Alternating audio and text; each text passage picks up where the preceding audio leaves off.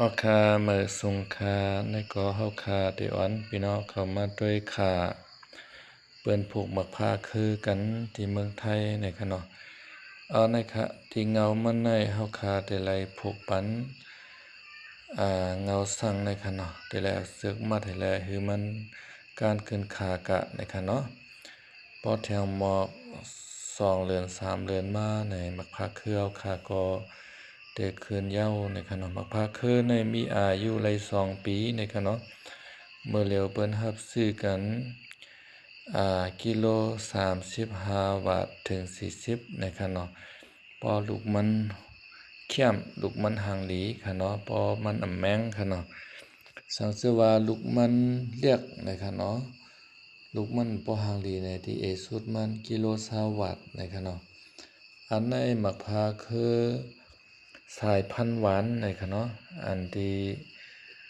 อายาศาสตร์มันได้หวานค่ะเนาะอันนี้มีกรมนีเคบริษัทเคเปิ้นได้มารับซื้อต่อต่างกาขายเมืองเคนี่ค่ะเนาะเปิ้นเอาตวนกามันมาปั่นพี่น้องซาวหวานข้าวพุกนะคะเนาะ1ตัวได้65 บาทนะคะเนาะ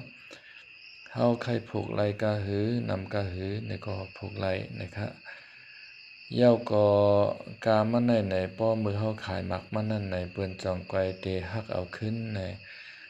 ปลาไหลสายซ้อมกำเหลียวนะคะเนาะฉันจะว่าไข่จ่ายจ้อมกำเหลียวในก็ไหล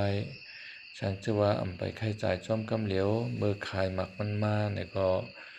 จองไกวจ่ายก็ไหลนะคะเนาะอันในเมือนตั้งเป็นหน้าค่ะเนาะ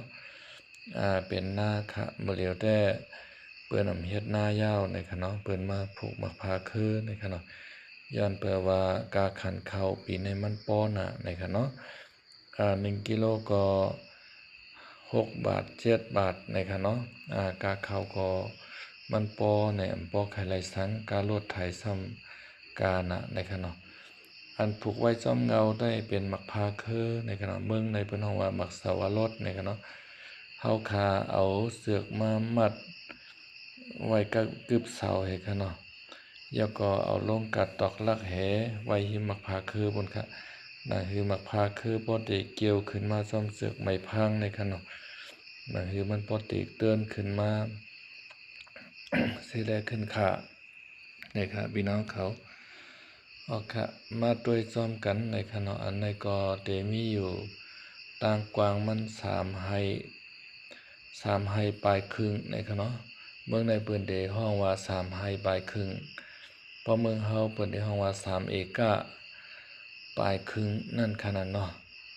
ทางเมืองไทยได้เปิ้นได้ใช้ฮ้องว่า3 ไร่นะคะเนาะเมืองไทยในเปิ้นฮ้องว่ามักสวรสนะคะเมืองเฮาเปิ้นฮ้องว่ามักพาคือนะครับอันในมักพาคือซ่าหวานในขนมใจจ้าชมค่ะเนาะเมียวในป้อมมันไหลออกมาในออกเรื่องหน้านะครับพี่น้องเขาเชิญชื่อว่าพี่น้องก็ไหล